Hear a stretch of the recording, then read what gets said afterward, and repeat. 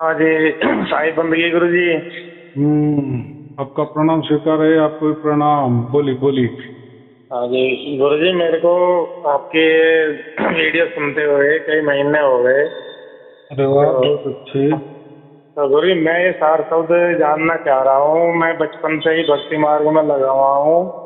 हम्म और जब हम्म से आपकी वीडियो सुन रहा हूँ, भक्ति में मन भी नहीं लग रहा मेरा, वो इधर उधर। हम्म। मेरा तो आपने बेचैनी हो गई मेरे को बहुत ज्यादा, कि अब लो टाइम ये खराब कर, ऐसा लग रहा कि खराब ना हुआ हो। जबकि मेरे को अनुभव भी बहुत हुए हैं, ऐसी बात नहीं है। हाँ लेकिन हाँ। इसके बावजूद भी ऐसा लग रहा कि सार शब्द के बगैर जीवन बेकार है। हम्म। ऐसा है, सार शब्द का मतलब सार नाम होता है। सार शब्द का मतलब होता है राम नाम होता है, सतनाम होता है, वाहे गुरु होता है। उसको बहुत हाँ सारे जी। नाम हैं। हाँ जी। तो ये तो ऐसे सार शब्द किसी पंथ ने रख दिया, किसी धर्म ने रख दिया, लेकिन उसका अर्थ सतनाम ही होता है, उसका अर्थ राम नाम ही होता है। राम नाम हाँ। का मतलब जो सब इसमें रम रहा है, कनों कनों में रम रहा है, सब जगह व्याप्त है।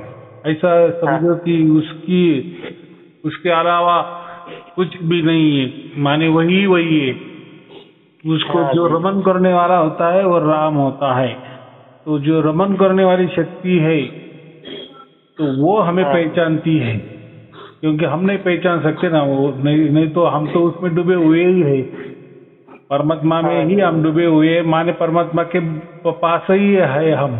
बराबर। डूबने का मतलब हाँ तो वही जी। होता है ना, माने हमारे आजू बाजू ऊपर नीचे वही वही भरा है। तो सब हाँ में जी। वही भरा है।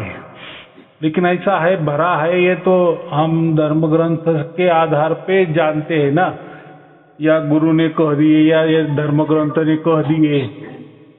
तो हाँ लेकिन जी। दिखाता कोई नहीं है, और दिखाता भी कैसा, कोई उसकी अनुभूति भी नहीं आता। तो फिर लोगों ने क्या कर दिए कि इसके बदले कोई मंत्र दे देते हैं, हाँ जी, बोले ये भी मंत्र दे राम नाम रखे है। जी उन्हीं के। हाँ जी, उन्हीं के जाप करने के लिए बोल रखा है जी। हाँ तो ठीक है ना कि ये लोगों ने जाप कर रहे हैं, अभी भी कर रहे हैं, लेकिन हाँ अनुभूति जी। किसको हुई क्या उसकी? क्यों? तो जाप अलग अलग है ना।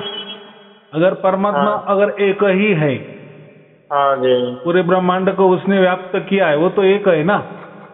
हाँ, सही बात है, नाम भी एक होना चाहिए तो फिर। नाम एक होना चाहिए, अनुभव एक होना चाहिए, सब कुछ हाँ जी। होना चाहिए। और सबसे महत्वपूर्ण बात, पहले हमें ये तय करना है कि हम बड़े कि परमात्मा बड़ा। बड़ा तो परमात्मा ही है जी। बराबर। अगर हाँ जी। परमात्मा बड़ा है तो जो कुछ करेगा वही करेगा ना। वही करेगा जी। अगर हमारे हाथों में आ गया तो फिर परमात्मा से बड़े तो हम हो गए, क्योंकि हमने पकड़ लिए किसी हाँ जी। मंत्रों के सहारे, किसी गुरु के सहारे, किसी साधना के द्वारा सहारे, किसी ध्यान के सहारे, किसी मंत्रों के सहारे, किसी चालाकी द्वारा, किसी युक्ति द्वारा, प्रयुक्त द्वारा, कोई घोर तपस्या करके, माने कोई तो भी साधना तो होगी कि नहीं। तो सही बात है। ऐसा नहीं होता ना।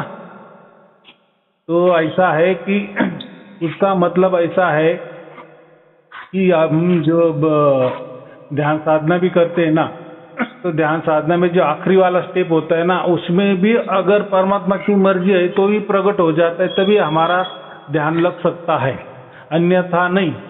अन्यथा लाखों बरस हम ध्यान करते रहे तो भी कुछ फायदा नहीं है। फायदा एक ही होगा, आपका मन एकाग्र हो जाएगा, आप सुषुप्ति अवस्था में चले जाएंगे, जैसे गहरी निद्रा में होते हैं ना। हाँ गहरी जी। निद्रा में हम सबको, माने हमको ही नहीं समझते कि हम कौन है क्या नहीं, लेकिन वो एक स्थिति आ जाती है, वो भी थोड़ी आनंद भरी रहती है, लेकिन हाँ जी। टेम्पररी आनंद। टेम्पररी आनंद माने जब तक ध्यान किए तब तक आनंद, ध्यान से बाहर आ गए तो हम कितने देर तक बैठ सकते हैं ध्यान में भी, और कुछ काम धंधा है कि नहीं हमें।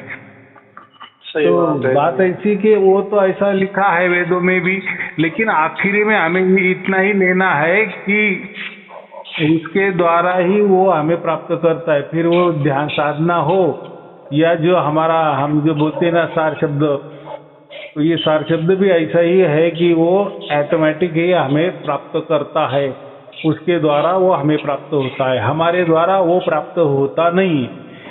तो अभी यहाँ दो मत प्रवाह है, माने हमारी ओर से परमात्मा की ओर और एक परमात्मा की ओर से हमारी ओर, बराबर। तो पूरे दुनिया में जितने भी धर्म पंथ है ना, गुरु गद्दिया है, गुरु परंपरा है, वो सब हमसे परमात्मा की ओर जाते हैं ना। हाँ जी। इसलिए तो मंत्र तंत्र देते, साधना बताते हैं। कोई तो बोलते गुरु जी आनंद तो उसमें भी बहुत आ रहा है, आता है ना, लेकिन टेम्पररी आनंद, वो आनंद कोई मोक्ष वाला आनंद नहीं ना। हाँ जी, जब से सार शब्द की बात सुन रहे हैं ना, तब से मन बेचैन सा हो गया। अगर ऐसा है, शायद हमारे फिर कबीर साहब की भी वाणी पढ़ रही है तो वे भी कह रहे हैं कि शब्द विहंगम चाल है मेरी, कैस कबीर सतगुरु दई तारी, कि वो विहंगम चाल है, जैसे पक्षी उड़ के अपना स्थान तय करता है। ये मकड़ी की चाल बताई, इसमें मछली की चाल बताई, तो तब से ये पढ़ गया ना और ज्यादा मन अब भ्रमित हो गया मन। उन्होंने क्या कहा, तो विहंगम चाल, आखिरी में विहंगम चाल कहा ना। हाँ जी, लास्ट में विहंगम चाल सबसे अच्छी चाल बताई। तो मकड़ी चाल ठीक है, हम मकड़ी के जैसे चढ़ भी सकते हैं, कोई वृक्ष में भी चढ़ सकते हैं, पर्वत में भी चढ़ सकते हैं। अभी जो चालें है वो हमारे बस की वाली है, लेकिन ये विहंगम चाल वाली है, वो जो पंछी चाल उसको कहा है, हम तो उड़ नहीं सकते ना। ये तो अपने कबीर साहब ने ऐसा क्यों कहा, उन्होंने गलत थोड़ी कहा है, उन्होंने बराबर कहा। ये चाल जो है ना, ये परमात्मा उसी चाल से आता है, उसका मतलब ऐसा होता है, बराबर। अगर हम ही विहंगम चाल से चले जाते तो फिर बाकी चाल की बताने की कोई जरूरत ही नहीं ना, डायरेक्टली हम भी बोल देते ना, बाकी चाल बताने की कोई जरूरत नहीं है। तो बाकी ये जो चाले है कीड़े मकोड़े वाले, वो तो हम भी चल सकते हैं, लेकिन परमात्मा जो आता है वो विहंगम चाल से आता है, माने या मिलता है, दोनों अर्थ एक है। तो उसका मतलब विहंगम चाल से हमें वो प्राप्त करता है, होता है, माने वो उसकी ओर से। अभी वो फिर विहंगम चाल ही क्यों ऐसा कहा है उसको, जैसा पंछी का कोई रास्ता नहीं होता, इस डाल से उस डाल गया तो उसकी कोई ऐसी रेखा नहीं खींचती ना, या हम ऐसे नहीं कहते कि ये पंछी जो बैठा है देखो यहाँ से आया है, देखो ये लकीर खींच गई है। जैसा हवाई जहाज जाता है ना, कभी कभी वो रॉकेट धुआं छोड़ता है ना, तो उसकी एक लकीर होती है, रेखा होती है, तो उससे हम पता चलते हैं कि यहाँ से वो रॉकेट वहाँ गया। लेकिन ये पंछी की जो ऐसी कुछ चाल नहीं होती, वो तो कोई रेखा नहीं छोड़ता, कोई डोरी नहीं पीछे छोड़ता। तो इसका मतलब है कि जो परमात्मा आता है तो उसकी ऐसी विहंगम चाल होती है कि हमें वो समझता ही नहीं है कि अंदर से आया का बाहर से आया, हमारे अंदर उतर गया कि हमारे अंदर ही वाला प्रकट हो गया। तो इसको कहते हुए विहंगम चाल, माने वो नहीं समझता और वो समझने की कोशिश भी नहीं करना, बराबर। हाँ जी, माने अभी अब हम हवा में रह रहे ना। हाँ जी, तो हमारे अंदर भी हवा है, बाहर भी हवा है। तो हम सिर्फ बोल सकते हैं कि अंदर वाली हवा और बाहर वाली हवा, लेकिन है तो दोनों भी एक ही है ना। अच्छा तो, गुरु जी कबीर साहब की वाणी पढ़ी, उसमें कह रहे कि तेरा साईं तुझ में जाग सके तो जाग। ऐसे बोलना पड़ता है ना, मग फिर तो ऐसी भी वाणी है ना, मैं हूँ तेरे पास में, फिर वहाँ फिर पास में की वो नहीं, वो भी अंदर ही कहना का था। तो वो कैसा होता है, ये जो अब देखो कबीर साहब का नाम कवि भी है, कवि। तो ये जो रचना होती है ना, ये अलंकारित भाषा में होती है। अच्छा, माने एक उसको माने ये ऐसी कविता की भाषा में क्यों होती है, अलंकारित भाषा में क्यों होती है, या दोहों के रूप में क्या होती है। तो ये जितने भी हमें वेद पुराने ग्रंथ ये भी सब हम देख रहे थे, ये ऐसी ही भाषा में लिखे होते हैं कि नहीं, कविता की चालों में। अरे बाबा नानक देव जी की वाणी पढ़ी थी, उसमें भी ये बोल रहे थे वे कि तेरा हरि निरंतर बसे तो जैसे पुष्प मध्य बास बसत है, इस तरह का धुआं है, ऐसे ही घट घट बसे निरंतर घटी खोजो भाई। तो बाबा नानक देव जी भी इसी तरफ इशारा कर रहे हैं कि घट में ही खोजो। तो ऐसा है। अभी देखो घट का मतलब दो होते हैं, एक हमारा शरीर भी घट है, सबके हाँ शरीर जी। भी घट है, वृक्ष का भी शरीर घट है, और ये पूरा ब्रह्मांड है, ये भी घट ही है। तो अच्छा अभी जी। क्या पता चला है घट हमारे लिए का है, मनुष्य वाला घट का है कि बाहर वाला घट का है कि ब्रह्मांड वाला घट का है। घट का मतलब वो कहीं तभी आता है जाता है, मतलब हाँ जी। घट में ही है। माने अभी जो ये समझो हम ब्रह्मांड है, ये पूरा एक घट ही है, हम उसमें रहते, तो आप जहाँ भी है वहाँ निश्चिंत रहो, वो आएगा बराबर, घट में ही आएगा। माने आप जो है ना वहाँ ही वो आएगा। आपको नहीं कहा कि ये घट में जाओ, वो घट में जाओ, सूरज के घट में जाओ या चंद्र के घट में जाओ हाँ या हाँ समंदर के घट में जाओ, वृक्ष के घट में जाओ, दूसरे के घट में जाओ, ऐसा नहीं कहा, घट में ही कहा। घट में मतलब फिर घट में क्यों कहा, तो वो आने वाला है घट में, घट के अंदर ही आएगा। माने हम जहाँ हमारा ठिकाना है वहाँ वो आएगा, हम नहीं वहीं घट में वहीं जाने आएगा। वाले। अच्छा ये बहुत सीधे सीधे मतलब होते हैं, लेकिन ऐसा है ना जिसको मालूम ही नहीं फिर वो कुछ भी बटंकी करता है। अभी जैसे कबीर साहब ने कहा ना कि मैं ये हूँ, मैं वो हूँ, मैं विदेही हूँ, मेरा जन्म नहीं होता, मैं अन्न पानी नहीं खाता, वगैरह वगैरह, है ना ऐसे बहुत सारे। हाँ जी, हाँ जी, जैसे परमात्मा ही बोलता है ऐसा लगता है ना। हाँ जी। तो अभी जैसे जो लोगों ने सिर्फ कबीर पंथ वाले या कबीर साहब के ही दोहे पढ़े हैं, तो वो निश्चित ही उनको परमात्मा मानेगा, क्योंकि जो दोहे वैसे की वैसे है ना। तो छोटा बच्चा भी बोलेगा तो ये कबीर साहब भी परमात्मा है, क्योंकि उन्होंने मैं किया। तो वैसे ही भी श्री कृष्ण जी भी अर्जुन से मैं की बातें करता है कि नहीं? हाँ जी। वहाँ भी वैसा ही है। चलो विष्णु पुराण उठाओ, विष्णु भी वहाँ भी मैं करता हूँ। भगवती पुराण उठाओ, जो दुर्गा जी है वो भी मैं करती हूँ। हाँ, कहने मतलब सब कौन बता रहे हैं अपने आप पे वो। हाँ, शिव जी का पुराना उठाओ तो शिव जी को कह रहे कि मैं नहीं, विष्णु को जन्म दिया मैं नहीं, दुर्गा जी को जन्म दिया, दुर्गा जी भी मैं के, दुर्गा जी बोले मैं नहीं, शिव जी को जन्म दिया, विष्णु जी का जन्म दिया, पूरा सृष्टि मैंने निर्माण किया, वहाँ भी मैं आ गया।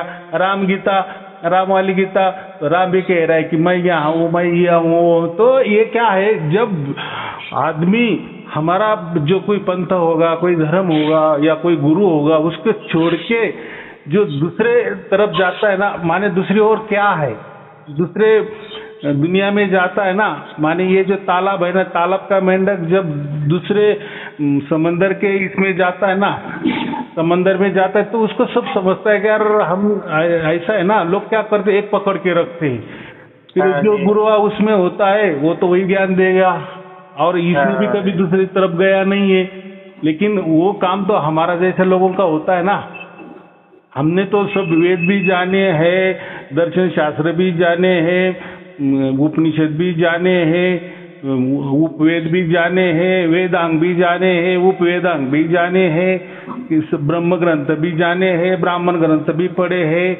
तो हमारा सब अभ्यास होता है ना। और वो भी जाने दो, जितने भी गुरुआ लोग है ना, उनकी संस्था क्या होती है, वो क्या देते हैं, वो सब हमारा अभ्यास होता है।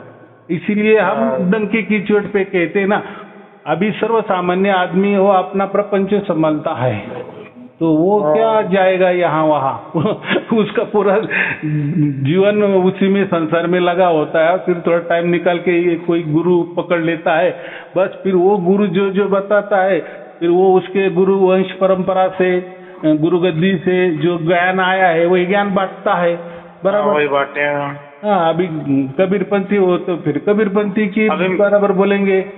अभी मेरी महात्मा जी से बात हो रही थी, एक से जो संस्था से जुड़े हुए थे। मगर जी एक तो उन्होंने मेरे को दोहा सुनाया कि मन मंदिर तन भेद कलंदर घटी तीरथ नावा, एक शब्द मेरे प्राण बसत है भौरी जन्म नहीं आवा। कि मन के मंदिर में जाने के लिए बोल रखा है कि कबीरपंथी तो ये झूठ बोलते हैं, उल्टी सुद्धी इधर उधर की बात करे, इनको ज्ञान नहीं है, उल्टी सुद्धी बात सुनाने में लगे रहते हैं। ऐसे ही ऐसा है कि ये एक दूसरे को ही चिखल उछालते हैं, कीचड़ उछालते हैं। तो मुझे इतना ही कहना है, ये हमें कितना बुद्धि है, हम कितना समझ लेते हैं, वो हमारे ऊपर है, उनके ऊपर नहीं। उन्होंने बराबर लिखा है, कबीर साहब उन्होंने तो वाणी को है, सबने बराबर लिखा है। उन्होंने तो वाणी को पढ़ के बता दिया ना जी, घट ही तीर्थ नावा की, घट में ही जाना है शरीर के। हाँ, वो बाहर कुछ नहीं है। घट का अंतर है, वो क्या है देखो, वो भी बोल देते हैं घट में ही। माने आँख बंद करो, अपने हृदय टटोलो या शरीर टटोलो या अंदर टटोलो, उसका बहुत सारा मतलब होता है, लेकिन अंदर जाओ, बराबर, बाहर मत ढूंढो, बात बराबर है। तो वो ऐसा है परमात्मा, मैंने क्या कहा, वो बाहर भी नहीं और अंदर भी नहीं है, और बाहर भी है और अंदर भी है। अब इसका क्या मतलब पकड़ोगे? माने इसका मतलब साफ है कि सब जगह है, सब जगह है, बराबर कि नहीं? तो आप ऐसे कहेंगे अंदर ही है, माने बाहर नहीं है, उसका मतलब तो झूठ हो गए कि नहीं? आप बोलेंगे बाहर है अंदर नहीं है, तो वो भी एक झूठ हो गया कि नहीं? सही बात है। तो इसका मतलब है सब जगह है, उसका ये मतलब होता है। तो ये थोड़ा समझना पड़ता है, लेकिन गुरुजी इसका गुरुजी हमें फिर आप ज्ञान दो इसका। ऐसा है कि वो भी जाने दो, ये जो ज्ञान है ना, तो ये चित्तर्क वाली भाषा है ना, ये हम ऐसा कितना भी समझ लेंगे, समझ भी जाएंगे, लेकिन ये ज्ञान है, ज्ञान की एक सीमा है, क्योंकि वो हमारे बुद्धि जो है ना, प्राकृतिक बुद्धि, तो उतना ही हमें ज्ञान, जितना प्रकृति का स्टेप है या छलांग, प्रकृति की छलांग जहाँ तक है, वही हमारी बुद्धि की या मन की छलांग होगी ना। लेकिन परमात्मा तो इसके ऊपर है ना, इसके परे है ना, तो फिर ये बुद्धि हमारी वहां नहीं पहुंच सकती। तो फिर ये लोग क्या करते हैं, हमें यहीं के यही घुमाते हैं। माने ये धर्म ग्रंथ में ऐसा कहा, ये दोहे में ऐसा कहा, ये गुरु ने ऐसा कहा, ये महापुरुष ने ऐसा कहा है, ये धर्म ग्रंथ ऐसे कहते हैं, ये इसमें ही करते हैं। तो चलो वो कुछ भी करे, हमें समझ भी आए, लेकिन फिर प्रैक्टिकल घटना चाहिए ना।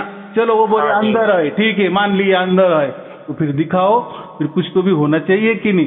तो वो लोग क्या कर देते हैं, टाइम पास के लिए बता देते हैं अंदर ही है, बस आंख मीटो, ध्यान में लग जाओ।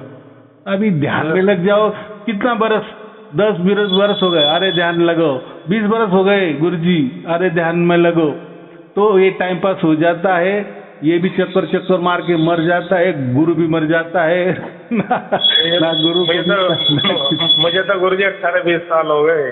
तो ऐसा है, ध्यान में कुछ नहीं मिलता। ध्यान माने क्या है, ये बैठे बैठे सोना, बाकी क्या नहीं भाई। ये मन को थोड़ा सा, मन को शांति, उससे कभी थोड़ा अनुभव हो जाता है, ऐसा है, दिल खुश हो जाता है उन्हें देख के। हाँ, तो कैसा है, बाकी लोग भी आँख मिटाते हैं ना, लेकिन तुमको मालूम है क्या, एक ऐसा मशीन लाना चाहिए हर आश्रम में।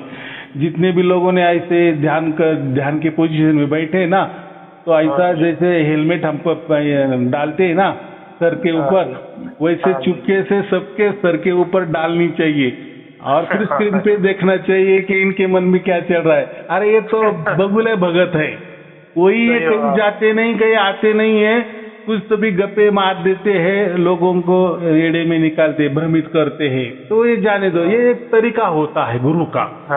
अरे गुरुजी मुझे कुछ नहीं हो रहा है, क्या नहीं, तू ध्यान नहीं कर रहा है, तू नियम फॉलो नहीं कर रहा है, तू सेवादारी नहीं कर रहा है, तू हमारे यहाँ आया नहीं है, आता नहीं है। गुरुजी मैं आया था 2 बार, अरे 2 बार से क्या होने वाला है, तू रोज 2 बार खाता है, तो मेरे यहाँ बरस में कितने बार आया तू?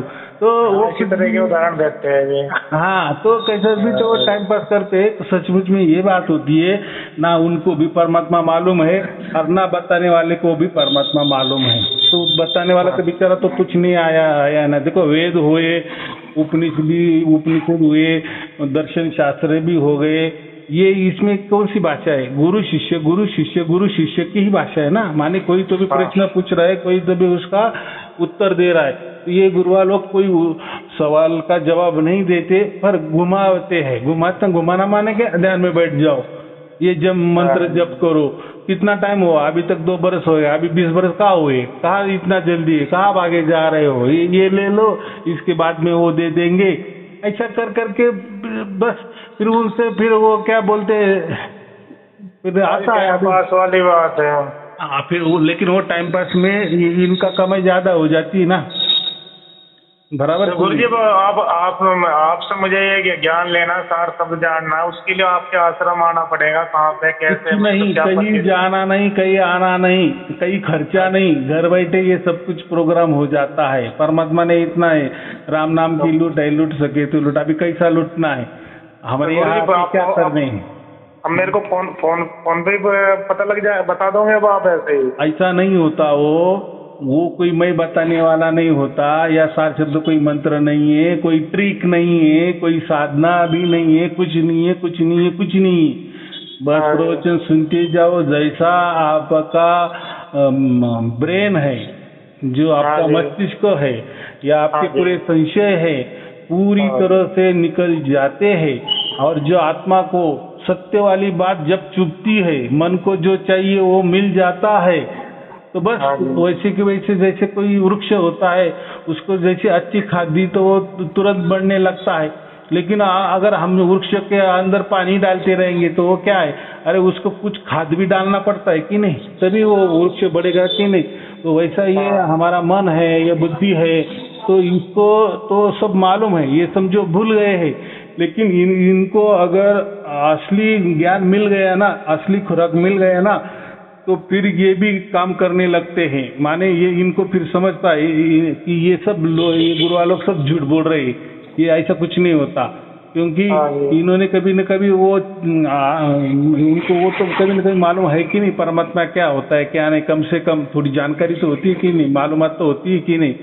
तो जब वो सही जानकारी मिल जाती है तो फिर वो मिलता है। अभी यह बात है इसकी कि ये सार शब्द कोई मंत्र नहीं है, तो इसलिए कोई मैं मंत्र देता नहीं हूँ, बराबर।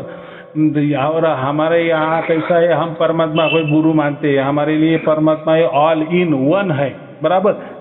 अभी ऐसा है कि मैं बताता हूँ, मैं प्रवचन करता हूँ, आप सुनते हो, फिर आपको सुनते सुनते आपको सार शब्द की प्राप्ति हो जाती है। तो हो जाती है तो वो उसका पुरावा, उसका सबूत, वो सब आप ही रहते हो, उसकी गवाह आप ही रहते हो। और फिर आप ही बताते हो मुझे कि हाँ अरे यार ये तो बहुत ही ऐसा हो गया। फिर मुझे बताते, मैं फिर बताता हूँ हाँ यही सार शब्द होता है। तो ये बात गुरुजी थोड़ा ये तो हिंट दो, मतलब कहाँ ध्यान लगाना है थोड़ा। मतलब क्या बोल रहे, मतलब कहीं जाना नहीं, कहीं आना नहीं, कहीं खर्चा नहीं, कोई साधना नहीं, कोई ट्रिक नहीं, कुछ नहीं, अपना अपना कर्म करते चलो। तो ध्यान कुछ नहीं लगाना, कहीं भी कुछ भी नहीं करना, कुछ भी नहीं करना, कुछ भी नहीं करना, सिर्फ मेरे प्रवचन सुनते जाना। पूरा भ्रम हमारा जो मस्तिष्क में भरा हुआ है कचरा वो निकल जाता है, इरेज हो जाता है, डिलीट हो जाता है। बस फिर परमात्मा की कृपा ऑटोमेटिक होने लगती है। तो उसके गवाही आप होते हैं ना, तो कुछ ध्यान नहीं करना, कोई कुछ भी नहीं करना, बस प्रवचन सुनते रहना और अपना अपना काम करते रहना। देखो ना, देखो ऐसे हजारों लोगों को प्राप्त हुआ है, तो आपको भी हो जाएगा। पहले पहले ऐसे ही वो लगता है, क्या बात कर रहे हैं, ऐसे थोड़ी होता है क्या, ऐसे कैसे परमात्मा आएगा, मैं कि इतना पुण्य वाला आदमी होगा, मैं तो मेरे जैसा पापी तो दुनिया वाला में कोई नहीं है। ये हमारी सोच होती है, ये हमारी सोच है, प्राकृतिक सोच है, सांसारिक सोच है। ये ऐसे आदमी सभी सोचते हैं कि मेरे जैसा पापी दुनिया में कोई नहीं है, ठीक है। लेकिन देखो ना, आप प्रवचन तो सुनते जाओ, तो प्रवचन से तो एक प्रकार का प्रवचन साबुन है, तो ये साबुन आपका सब कुछ स्वच्छ करेगा, आपको शुद्ध बनेगा, आपको निर्मल करेगा, आपको पवित्र करेगा। फिर उसकी कृपा बराबर आपके अंदर उतर जाती है। फिर आप समझते कर रहे तो अलग ही हो लगा मुझे, फिर आप बोलते कि मुझे सार शब्द की प्राप्ति हो गई। तो ऐसा है सार शब्द, इससे आपको अभी ये पता चला कि सार शब्द ये परमात्मा ही देता है, तो ये कोई गुरुआ दे नहीं सकता, या ये मनुष्य देह तो बिल्कुल दे नहीं सकता। हाँ, अभी मैं ये जो बोल रहा हूँ, या मैं आपको मार्गदर्शन कर रहा हूँ, आपको भेद बता रहा हूँ। अभी मैंने क्या भेद बताया कि जो सार शब्द है वो परमात्मा से ही मिलता है, यही भेद होता है, बाकी दूसरा क्या भेद है। और फिर उसके लिए क्या करना है, आपको प्रवचन सुनने हैं, बाकी कुछ करना ही नहीं है, इतनी सहज बात है। तो प्रवचन तो मैं कई महीने से सुन रहा हूँ आपके। ठीक है, तो चलने दो ना। कहाँ परमात्मा भागे जा रहे हैं, आप भागे जा रहे हैं, मैं भी भागे जा रहा हूँ, तो आपको तो कोई खर्चा तो नहीं है ना। नहीं, खर्चा वर्चा तो गुरुजी आप बस आपकी सेवा करेंगे गुरुजी, हम तो दर्शनों के लिए भी आएंगे आपके। बताओ आप कहाँ पे रहते हो, क्या है? नहीं नहीं नहीं नहीं, ऐसा नहीं, मेरा दर्शन लेना ऐसा क्यों भाई? जो सारशब्दी है उनके लिए ही दर्शन खुला होता है, आपको क्या मालूम है? ऐसा ये भी अंधविश्वास है कि चलो गुरु जी का दर्शन ले लेंगे तो हमें सारशब्द की प्राप्ति हो जाएंगे, फिर आप अंधविश्वास में आ गए हो, बराबर? तो ऐसा नहीं है। तो वो सार शब्द होने के बाद में आपके दर्शन फिर हो जाएंगे। फिर तो आ ही सकते हो। फिर मैं आपका गुरु बन गया ना। लेकिन कौन सा गुरु? विधि गुरु। ये सदगुरु वाला हमारे यहाँ या मेरे नाम के आगे पीछे कोई सदगुरु शब्द नहीं लगने वाला है, या कोई सदगुरु भी हम लगाते नहीं है, बराबर? ये हमारे यहाँ बात ही नहीं है, ये अंधश्रद्धा है। देखो सब गुरु अपने नाम के आगे सदगुरु लगाते हैं, लेकिन वो काम क्या करते? खुद कोई परमात्मा बताते हैं ना, या किसी महापुरुष का सहारा लेते, कबीर जी का सहारा लेते, इसका सहारा लेते, उसका सहारा, वो हमारे अंदर है, हमारे ऊपर बैठे हैं। तो ऐसा ही है। फिर कोई सार शब्द, कोई मंत्र देता है तो कोई मंत्र भी नहीं देता, तो कोई बोलता है ये फड़फड़ होती ना, हमारा जो सहस्त्रदल होता है ना, सहस्रार चक्र जो होता है ना ऊपर वाला, जहाँ हमारी चोटी होती है वहाँ थोड़ी फड़कन होती है ना, फड़फड़ बोलते, समझते हैं ना? जैसा नस नाड़ी फड़फड़ती है, आँख फड़फड़ती है, हम बोलते हैं ना मेरी बाहु फड़फड़ रही है, तो उसको फड़फड़ना कहते। जैसा कोई पंछी मरने के कगार पे होता है ना, वो फड़फड़ करता है, या कोई मुर्गी जब वो खाटिक मारता है ना तो तड़पती है ना, उसको हम फड़कन कहते।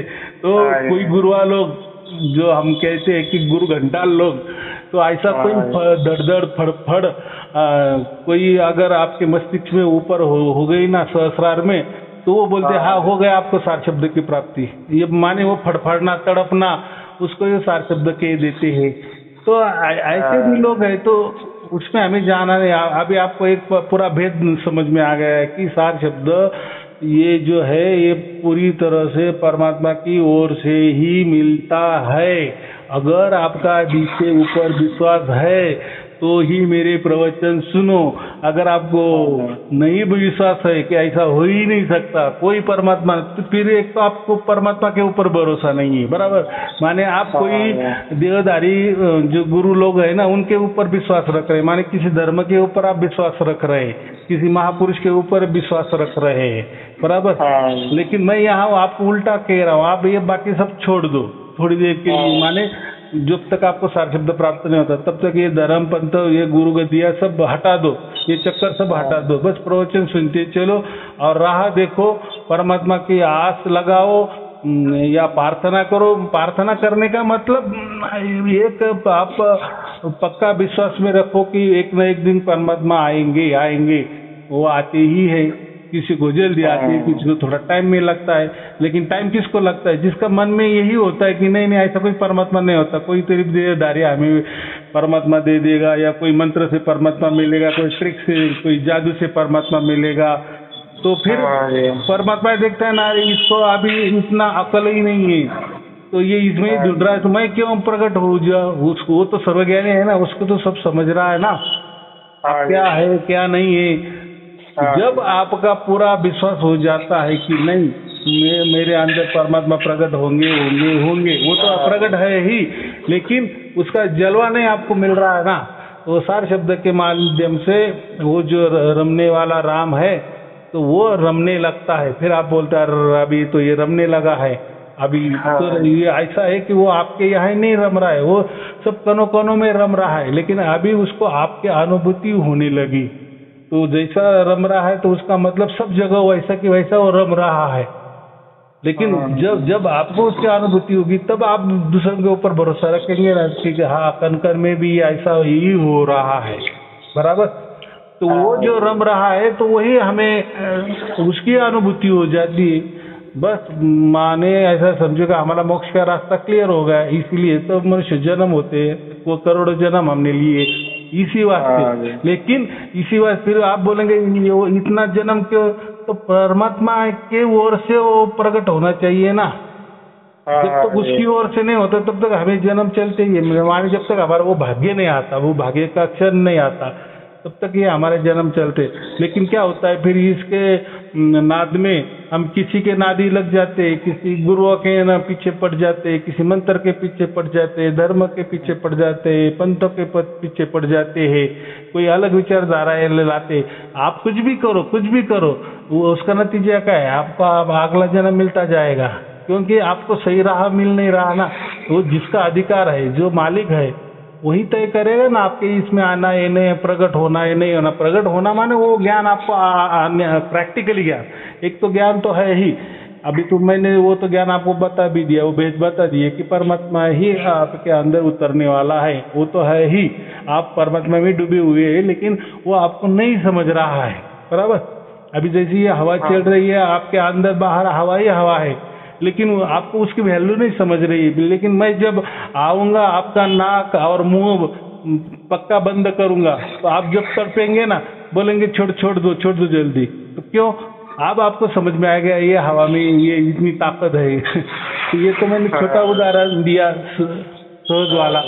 तो वैसा ही परमात्मा तो सब जगह है, परमात्मा में हम डूबे हुए, लेकिन हमें उसकी अनुभूति नहीं हो रही। लेकिन इसकी अनुभूति कौन देगा? गुरुजी, जैसे मैं इतनी ये वीडियो सुन रहा हूँ ये, और मतलब बहुत से साधु संतों की सुनता हूँ, फिर मैं ये आपकी सुनने लग गया हूँ। तो ये भी गुरुजी कोई मेरा भाग उदय हुआ ये भी फिर?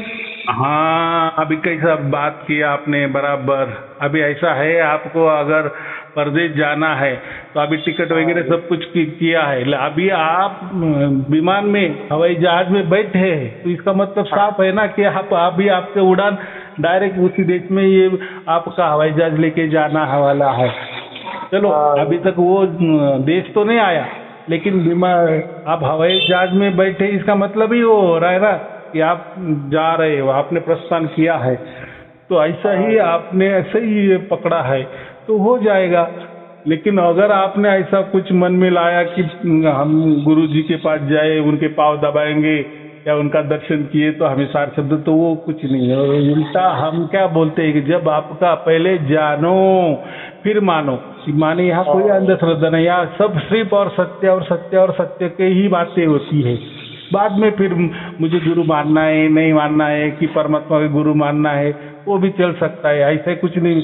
अगर आपका समझो हिम्मत नहीं है, आपके पास इतनी पैसे नहीं है, इतने आप लंबे नहीं आ सकते, इतना खर्चा नहीं कर सकते, तो कोई जरूरत नहीं आई तो भी चल सकता है। तो आपको तो आपका गुरु तो मिल गया ना। आएंगे तो जरूर गुरुजी का। आपका वैसे कहाँ पे स्थान है गुरुजी आपका? नहीं, हमारे सब कुछ बताते नहीं है, किसी को नहीं बताते। फिर भी नहीं, मतलब क्या उससे क्या करना है? आप जब तक हमारा एक ही ये ना, पहले जानो फिर मानो। अगर ऐसे बोलते हैं ना, लड़का को लड़की पसंद ही नहीं आई तो आगे बात क्या करना। तो जो है हमारा सब सत्य वाला काम है, कोई वाली बात नहीं है। जब मालिक आपने अब तक ले आए हो, आपसे बात भी हो गई, तो ऐसी तो बात नहीं, कुछ तो मालिक आप कृपा करोगे। होगी, यही विश्वास रखो। जब तो बात हो गई ना, तो इतना, अब देखो आप ही आपके मुंह से बोल रहे कि आपको भी लग रहा है कि कुछ तो भी हम बराबर रास्ते से चल रहे, प्रवचन भी मिल गए, गुरुजी से भी बात हो गई है, तो होगा ना। ऐसा पहले सबको ही लगता है। मेरे को तो आपकी वाणी मेरे कानों में पड़ रही है, मेरे को बहुत अच्छा लग रहा है। हाँ, तो यही विश्वास होता है ना, जब सत्य वाली वाणी जब होती है ना, झूठ वाली या कोई किसी मकसद के स्वार्थवश या आपको कोई गुमराह बनाना या कोई फंसाना, वो उद्देश्य है ना, तो आपका आत्मा भी नहीं मानता। ठीक है, आप मेरे मुंह से हाँ बोलेंगे, लेकिन बाद में आपका मन बोलेगा, आत्मा बोलेगा, अरे ये बकवास आदमी है। ऐसा क्यों होगा? तो आपको सत्य की उन्होंने कोई बातें ही नहीं बताई ना, सब गड़बड़ गोंदल वाली बातें बताई, तो इसलिए आपका आत्मा आपको गवाही देता है कि ये सब झूठ बात है। तो इसीलिए आप अच्छी तरह से प्रवचन सुनते जाओ और जल्दी से जल्दी हो जाएगा। बस हो गया, फिर आप वापिस फोन पर बात करेंगे और क्या हो गया फिर बोलो, बराबर। तो मैं तो गुरुजी 5-7 दिन पहले की बात है, 2-2:30 बजे में वीडियो सुन रहा था। मेरे मन में इतनी वो आ गई, इतनी ऐसी वो आई एकदम कोरोना पे, मैं रोने लग गया कि भाई मालिक, मैंने सुना तुमने धनीदास को भी ज्ञान दिया, प्रकट हो गए। तुमने धानक रूप में उनको भी तुमने वो इस तरीके से ज्ञान दिया, उनको सार शब्द दिया, मेरे से क्या गरम खोटे हो गए, मतलब ऐसे कहता रहा, बोलता रहा और रोता रहा। मतलब मेरे को क्यों प्रकट नहीं हो रहे। किसी को मदन साहिब है कि यहाँ पे प्रतापगढ़ की तरफ ये नितिन साहिब अब चला रहे गद्दी, तो वो बताते हैं कि वो अपने मतलब गर्दन काटने के लिए चल दिए, तो कबीर साहब प्रकट हो गए, उन्होंने फिर उनको सार सब दिया। फिर तो मेरे भी मन में आए कि मैं भी फिर तो ऐसे मैं भी ऐसे ही कर लूं, देखता हूँ जब भी प्रकट होएगा नहीं होएगा। तो इस तरह की मतलब मेरी भावना इस तरह की बनती जा रही है। आपने भावना किया, लेकिन इसे और मैं कर भी लूँगा गुरुजी मैं कर भी लूँगा, क्योंकि मैं 12 साल से जो है इस लाइन में लग चुका था। हाँ। और ऐसी बात नहीं है, मेरे को मतलब परमात्मिक अनुभव भी मेरे को बहुत है, ज्ञान ध्यान समाधि तक आपकी कृपा से मेरे को यहाँ तक उस मालिक ने मतलब मेरे को क्या जी उसी की आशीर्वाद है, मैं यहाँ तक गया भी हूँ। लेकिन अब पता नहीं मेरे को क्या हो गया, मेरी शांति भंग हो गई। अब मेरे को ये हो रहा है कि मैंने बहुतों से सुन लिया कि सार शब्द जाने बिना कोई ना उतरती पार, कि जो मेन चीज है वो सार शब्द है। व्यंगम योग इतने वो नहीं मिलेगा, इतने वो शब्द नहीं मिलेगा, तो इतने जीवन जो है यह मुक्ति नहीं मिलने की। बस जब से ही मेरे मन में वियोग पैदा इतना हो गया, मैं ये सोच रहा हूँ कि अगर मान लिया आत्महत्या तक कभी वो हो जाए तो मुझे कोई दिक्कत नहीं है, एक बार गर्दन चढ़ा दो परमात्मा को।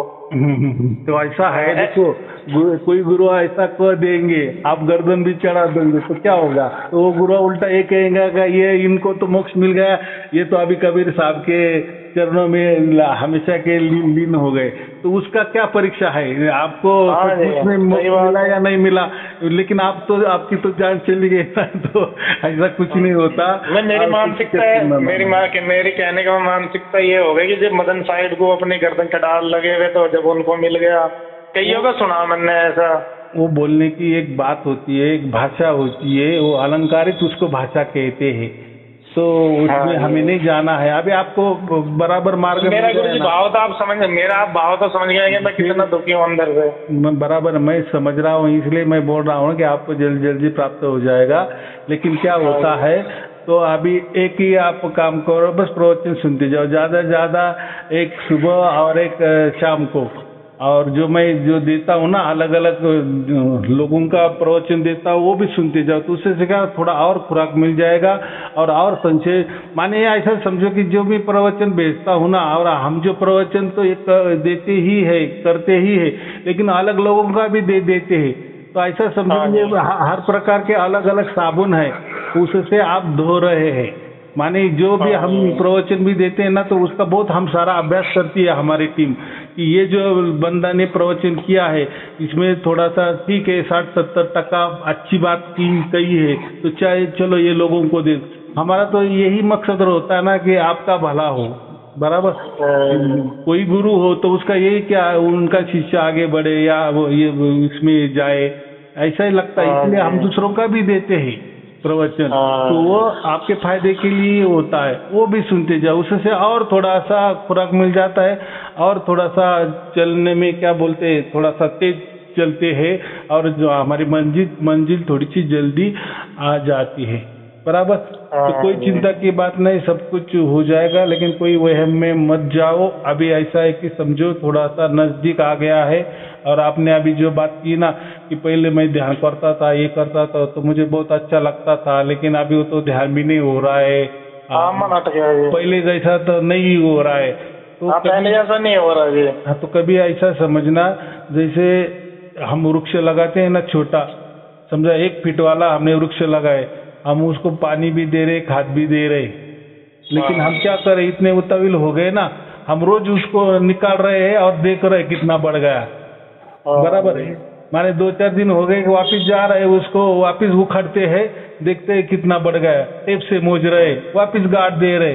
तो ऐसा वो झाड़ या वृक्ष हो जाएगा क्या, फूलेगा फलेगा क्या, नहीं ना। तो बस तो ऐसा ही होता है।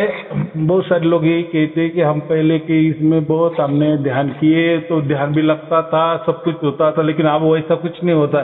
तो ऐसा समझना कि परमात्मा वो भी देख रहा था, जो भी आपने जहाँ भी गए, जिस गुरु के पास गए, जिस गुरु ने आपको कुछ जो भी दिया, वो कोई व्यर्थ नहीं गया है, जाता भी नहीं है, वो आपके खाते पड़ा ही है। लेकिन अभी ऐसा है कि फिर आपको पहले जैसा ध्यान में जो होता था अभी क्यों नहीं हो रहा, वो पहले आनंद आता था अभी क्यों नहीं आता, ऐसा समझे परमात्मा अभी आपका जो संसार है ना, जो प्रापंचिक है ना, इसमें आप वो परमात्मा आपका अच्छा कर रहा है, इसलिए अभी वो उस आपके ध्यान में नहीं आ रहा है। ऐसा थोड़ा सोच समझ के चलो, तो वो आपका काम कर रहा है, लेकिन ऐसा नहीं समझना कि उस टाइम का कर रहा है तो ना अभी नहीं कर रहा है। बराबर, तो जो भी होता है वो बराबर हो रहा है, कुछ भी आपका व्यर्थ नहीं गया है, 20 साल भी नहीं गए, 30 साल भी नहीं गए हैं। बराबर, देखो पहले स्कूल ही होता है, स्कूल के बाद कॉलेज ही होता है, तभी आपको नौकरी लग जाएगी ना। लेकिन आप इसी हिसाब से करेंगे ना स्कूल, मुझे नौकरी मिलनी चाहिए, तो फिर गड़बड़ हो जाएगी। अभी आपका उम्र कितना है, उसी हिसाब से आपकी कौन सी कक्षा है, बस उसी में ख्याल देना, और वो कक्षा कैसे पास होते जाएंगे वही देखना। बराबर, तो स्कूल हो गई, फिर कॉलेज में जाने का, फिर कॉलेज का ही देखने का, वो नौकरी का देखना ही नहीं, बस हम कॉलेज अच्छी तरह से कैसे पास हो जाए, फर्स्ट रैंक में कैसे आ जाए। तो जैसे आप आगे आगे जाते तो नौकरी तो फिर वो तो सहज में मिल ही जाने वाली होती है ना। हाँ, अगर भजन भक्ति ना करते तो इस सार शब्द की तरफ मन ही नहीं आता फिर। हाँ, अभी आपने लाख टके की बात की, तो ये ऐसा ही होता है, तो कोई चिंता की बात नहीं, सब कुछ बराबर हो रहा है, बराबर होगा। मेरा आपको वापस आशीर्वाद है, चलो आपको और आपके परिवार के लिए शुभ आशीर्वाद। अच्छा गुरुजी, एक चीज और पूछनी, एक चीज लास्ट पूछनी थी, इसमें कुछ मतलब कुछ परहेज वगैरह भी है इसमें, कुछ क्या खाना क्या नहीं खाना पीना कुछ? देखो ये जो जब आप किसी गुरु के शिष्य बनते हो ना, फिर वो बंधन में आ जाते हो, तो फिर वो गुरु आपको बंधन ही लगाता है, ये करना वो करना। लेकिन ये हम क्या कर रहे हैं, हम ऐसा है कि हमारा जो काम है डायरेक्ट परमात्मा के लिए हम कर रहे हैं ना, हमें परमात्मा को प्राप्त करना है। आप तो परमात्मा को नहीं प्राप्त कर सकते, परमात्मा ही आपको प्राप्त करने वाला है, लेकिन उसकी मार्गक्रमण आप कर रहे हो ना, तो परमात्मा के लिए सभी बच्चे ही है, उसके लिए ये जो कोई परे है जो ये ऐसा करना वो करना या आने जाना वो नहीं जाए, ये बातें परमात्मा के लिए कोई लागू नहीं होती। बराबर, तो वो कुछ नहीं। हाँ, लेकिन अगर मैं गुरु होता और अब मेरे आप शिष्य होते तो फिर मैं आपको बंधन में रखता कि ये करो वो मत करो। लेकिन आप कबीर जी की बातें करते, कबीर जी क्या कहते थे, वो तो खुद बंदी छोड़ते ना, तो बंधन में किसको? अगर हमको मोक्ष चाहिए और हम अभी बंधन में हम बांध रहे हैं खुद को, एक बंधन क्या, दो बंधन क्या, तीन बंधन क्या, इसका बंधन उसका बंधन, तो फिर ये बंधन तो क्या है, बंधन ही होते ना, तो मोक्ष कैसा आपको मिलेगा? उल्टा बंधन छोड़ देना है, सब कुछ छोड़ देना, माने उसका मतलब कि खाना पीना है ऐसा नहीं, उसका मतलब छोड़ देना माने वो जो हमारा माइंड है ना कि ये पाप होता है, इससे पुण्य होता है, इससे अच्छा होता है, इससे बुरा होता है, ये बातें नहीं लाना। बराबर, जो भी है, जो भी हमें अच्छा लग रहा है वो करना। बराबर, अभी देखो कोई गाय है तो गाय को मांस खिलाए तो कि वो खाएगी क्या? नहीं ना, वो जो खाने वाली वही। अगर आपको जो खाना है तो जो आपके तकदीर में है, जो आपके प्रारब्ध में है, जो आपका आत्मा या जो आपका भाग्य है वही आप करेंगे। तो उसमें मैंने कहा कि खाओ तो आप खाने लगेंगे, मैंने कहा कि आप मत खाओ, तो ये फिर एक बंधन हो गया ना। हमें हमारा आत्मा को छुड़ाना है, ये प्रपंच से छुड़ाना है, ये बंधन से छुड़ाना है। हाँ जी, नहीं गुरुजी वैसे तुम कुछ उल्टा सीधा कुछ वैसा खाते नहीं, जैसे प्याज लहसुन वगैरह को बहुत से मना कर देते हैं। नहीं, वो ध्यान के लिए, वो जो प्याज लहसुन होते हैं ना, वो बोलते हैं कि वो उससे क्रोध ज्यादा आता है तो ध्यान नहीं लगता। जैसे तो हमारा सब सात्विक खाना गुरुजी, जब हम सत्संग लाइन से जुड़े हुए तो गलत चीज पर तो मैं तो आपको कोई ध्यान में लगा नहीं रहा हूँ ना, तो इसलिए मैं क्यों कहूँ कि ये मत खाओ वो मत खाओ, कांदा मत खाओ, प्याज मत खाओ। तो ये चलो ये थोड़ी बचकानी बातें होती है, तो कोई चिंता की बात नहीं, ये सब अंधश्रद्धा में आता है, तो हमें इसके आगे जाना है, परमात्मा की ओर देखना है बस। गुरुजी अपने कृपा बरसा दो, मैं तो पूरी जिंदगी मुर्गिद बन जाऊंगा। हाँ, ठीक है, कोई चिंता की बात नहीं। चलो ठीक है, आपको और आपके परिवार के लिए शुभ आशीर्वाद, मंगल आशीर्वाद। सत साहिब जी, सत साहिब जी, सत साहिब जी।